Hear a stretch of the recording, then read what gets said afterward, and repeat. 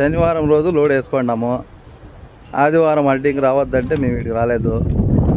సోమవారం పొద్దున్నే 5 గంటలకు వచ్చి 6 గంటల గేట్లో ఎంట్రీ చేసినాము. అన్లోడ్ చేసుకునేదానికి నిన్న నుంచి సతాయిస్తున్నారు.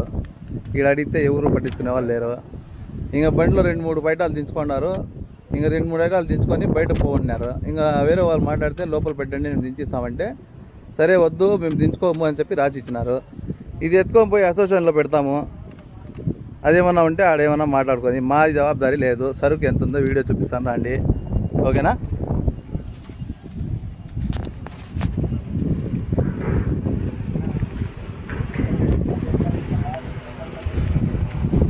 ఇది బండి, కర్ణాటక బండి.